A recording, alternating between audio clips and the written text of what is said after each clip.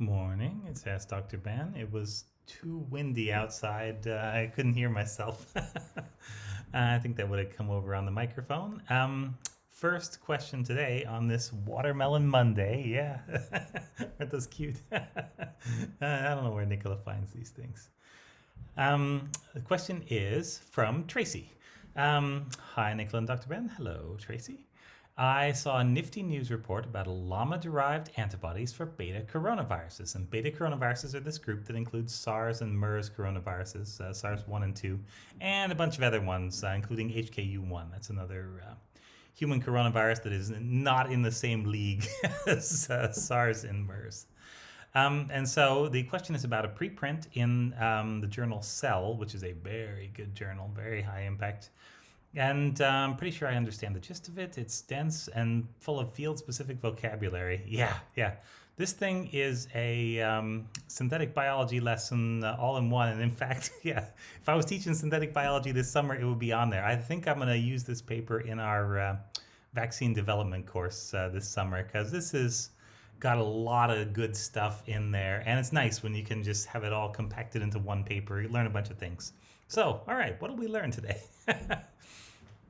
So, antibodies, normal antibodies, are something made by the immune system, and they consist of these two chains. So they're sort of Y-shaped, and you got these two heavy chains, and you got two little light chains that sit next to them.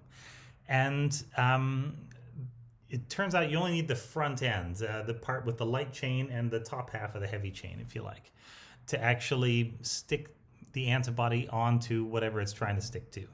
And so if you're just trying to make a neutralizing antibody, this is just like a little sticky dart, basically. You can throw at the virus and it'll stick there and it won't let go. And the virus won't be able to do whatever it was trying to do with that part because it's covered.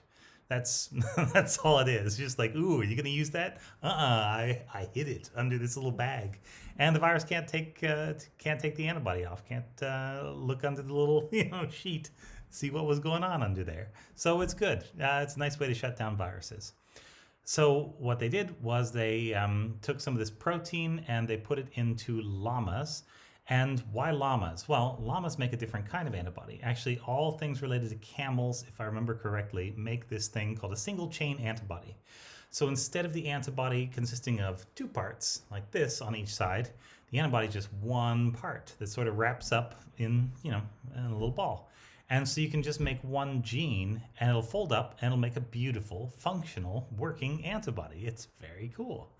And so people like these a lot.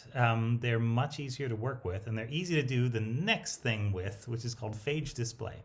So first thing they found in this paper were they looked for and found some single chain antibodies, some of these llama type or camel type antibodies, which is great. Normal antibodies are difficult to scale up, like mass produce, because they're made of those two chains. And a lot of the purification techniques are going to involve treatments that would break apart those two chains. And once they're apart, I mean, they can get put together right in a cell. Cell's got a lot of equipment for doing that properly. But once you just have them in a jar and you just sort of shake them and say, come on, come back now. Yeah. I think they end up as just a mess for the most part. Very difficult to get them back and just difficult to get them to fold up if you're only making part of the antibody, which people want to do to make it a little smaller, a little bit more like a drug. So, so we've got our single chain antibodies from llamas in this case. Great. Yeah. That's fine. Then the next thing they do is they're going to read out all the genes in the entire llama. So they gave the llama a protein. You're like, here, study this llama immune system. Then they take out some of its blood and they open up the cells that produce antibodies and they copy out all of the genes that could make those single chain antibodies. And so what the llama would have been doing is recombining and mixing up and messing with and mutating those genes until it made a good immune response. And they presumably checked the immune response was there. And then once they had a good immune response, then they were like, okay, let's take this apart, see what it is. And so you can pull out just trillions and trillions of different sequences for potential single chain antibodies. That's techniques like PCR are just really good at amplifying uncountable numbers of things. And so the new idea so old science would have said, okay, find one, try it one at a time, isolate the one that works, and then go with that. New science says, why not just amplify all of them and then let nature select the good ones for you? Because there's no way that you're going to get that lucky, right? And just happen to pick out, in your human lifetime, the ones that are the best. I mean, the odds of that are pretty small. And so we miss a lot of things when we do experiments the old way. And so the new way is to do something like phage display. So a phage is a different kind of virus that infects a bacterium. It's kind of cylinder shaped, the one that they were using. Yeah, I think that's the right one. And what you can do is the phage is covered with these proteins on the outside, and the protein has a little place on it where you can attach another gene for something else. And so you can make a phage that now has your particular protein on the outside, which is pretty cool.